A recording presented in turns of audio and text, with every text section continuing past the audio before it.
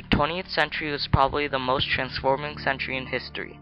Both World Wars and the Cold War were fought. The social unrest was growing, and the apprehensive people were desperately looking for a solution.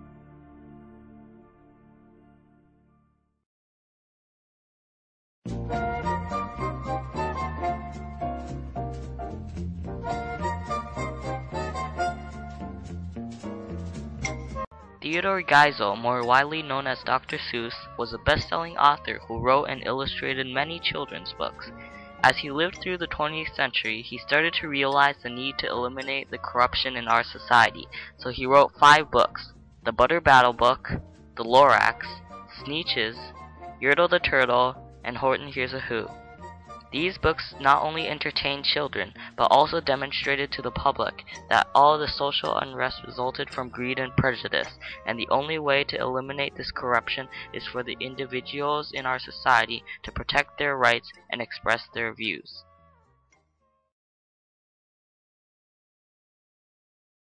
The 2 main forms of corruption that Dr. Seuss wrote about were greed and prejudice, since these were the sources of most of the problems in society. Seuss examines how society is gorged with greed for money and power, causing people to abandon their responsibilities. According to Rita Roth, a writer for the New Advocate, the Lorax provides the reader a worst-case scenario of greed superseding environmental responsibility. For example, in the Lorax, when the Barbaloots are forced to leave, the Onceler said, "I, the Onceler, felt sad as I watched them all go. But business is business, and business must grow, regardless of crummies and tummies, you know." The Onceler was sad for the big environmental impacts that he caused, but his greed for money was more than his concern for the environment, so he abandoned his responsibility of keeping the environment well and continued to bigger his factories. Through this, Seuss demonstrates the evils of corporate greed that society experienced after the Industrial Revolution. Seuss shows how the separation of 2 groups can cause prejudices to develop on both sides. A society blinded by these prejudices is stuck in a cycle of endless fighting and persecution. In the Butter Battle Book, both the Uke and Zook sides are shown in one picture. Both sides look the same, with similar trees and houses, but a long dark wall divides the 2 sides. This wall is a symbol of the large separation between the Ukes and the Zooks. This separation caused prejudices to form on both sides, so now, even though both sides are very similar, they continually try to gain power over each other, stuck in a cycle of endless fighting.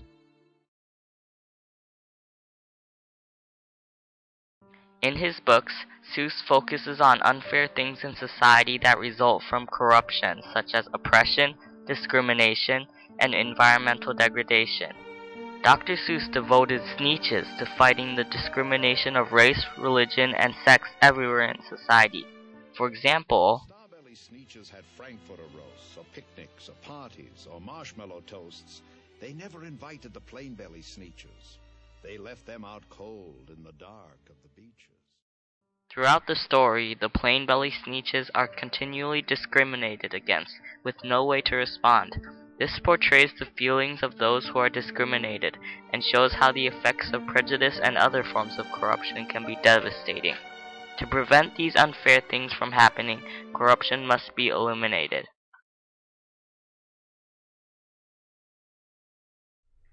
Seuss continually emphasizes the importance of standing up for one's rights and expressing personal thoughts and feelings, because old ideas and leaders must always be challenged in order to help society progress. In Yertle the Turtle, the little turtle on the bottom, Mac, constantly complained to King Yertle. Every time, Yertle responded by yelling down and oppressing the turtles. Soon, Mac gets mad, so he burps, shaking the throne of the king. Mac's position at the bottom of the page showed how oppressed he was, but despite that, he still managed to burp. The burp symbolizes the act of rebelling, and that little act was all that it took to overthrow King Yertle. Through this, Seuss emphasizes the need for individuals to stand up for their rights, as Mac did, since only the individuals can effectively eliminate corruption. In Horton Hears a Who, when all the Whos are making sounds to be heard by the kangaroo, the mayor and Jojo climb to the top of the Eiffelberg Tower. When they got to the top, the lad cleared his throat and shouted out, "Yop!" Jojo's yop was what allowed the who's to be heard, showing the importance of every individual's opinion. It was Jojo's voice that helped the kangaroo overcome her prejudice, demonstrating that expressing one's views is the only way to eliminate corruption. As we move on from the 20th century, many of Seuss's views still apply to today. Environmental degradation still happens everywhere, discrimination happens in our school, and there are still foolish leaders. To overcome all of this, people must start to participate in voting and express their views.